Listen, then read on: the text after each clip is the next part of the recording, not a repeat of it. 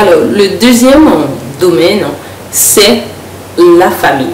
Alors, quand je parle de la famille, je parle prioritairement de la petite famille. Pourquoi?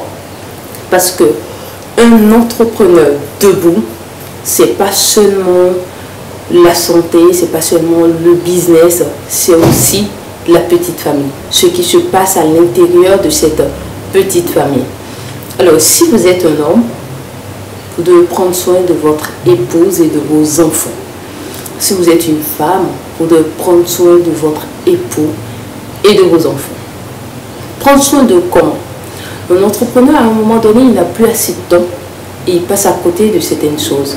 De certaines choses comme trouver du temps pour la petite famille. Vous devez trouver du temps pour votre petite famille. Trouver du temps pour discuter, trouver du temps pour aller à la plage, pour vous amuser. Vous savez, ce n'est pas seulement bénéfique pour votre épouse et vos enfants ou votre époux et vos enfants. Non, c'est bénéfique aussi pour vous. Pourquoi? Parce que moi, j'ai constaté que la vie d'entrepreneur, c'est à peu près une vie de dingue, quoi. C'est une vie un peu folle. C'est une vie où on est un peu stressé. Vous voyez? Donc, ça permet de décompresser, en fait. Ça permet de décompresser. Quand vous faites tout dans une semaine et que samedi soir ou dimanche, vous faites un tour dans un resto, manger avec votre petite famille, discuter de tout et de rien, parler et vraiment échanger en harmonie, c'est que ça vous permet à vous-même de relâcher la pression. Et vous en avez besoin. Parce que le stress, ça peut vous tuer. Hein? Le stress, ça peut tuer. Donc ça vous aide, vous. Et ça permet aussi aux membres de votre petite famille de savoir que voilà, vous ne les avez pas oubliés. Ça permet à votre épouse ou à votre époux de se dire que oui, vous êtes toujours dans cette relation, dans ce foyer. Sinon, l'autre se dit que c'est lui seul qui est là, qui ne sait pas. Et puis bon, vous êtes en dehors en fait. Vous ne devez pas être en dehors. En même temps, l'autre chose, c'est que si ça permet de maintenir une certaine harmonie dans ce foyer, en même temps, ça vous permet à vous de garantir en fait une épaule pour vous. Parce que quand ça va bien, c'est votre épouse que vous allez appeler ou votre époux pour lui dire oui, ah oui, aujourd'hui j'ai décroché un contrat, ça fait 10 millions. Vous allez partager votre joie avec cette personne-là. Et si vous n'êtes pas en accord, c'est qu'il y a des problèmes.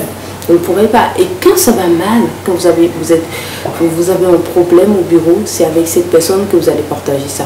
Donc il vaut mieux que ça tout aille bien. Alors l'autre chose aussi, c'est que des fois les entrepreneurs passent à côté de l'intimité, la sexualité dans le couple. Et ça c'est important.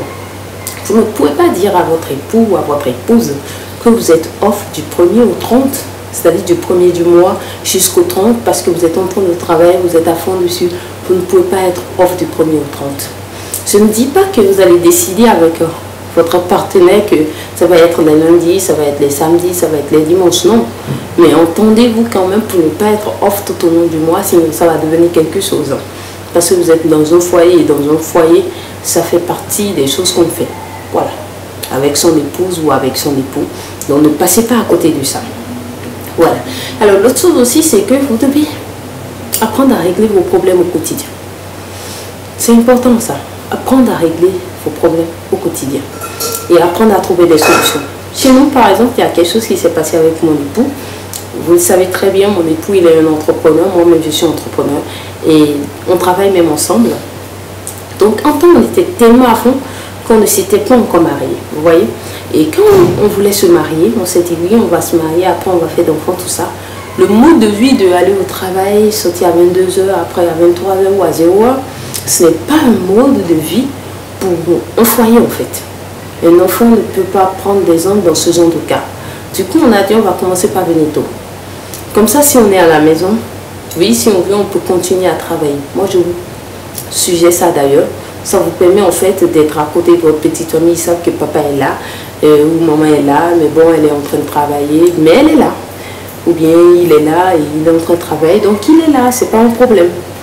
Voilà. Donc, et on a essayé, ça n'a pas marché. C'est normal que ça ne marche pas parce qu'on n'avait pas la logistique à la maison.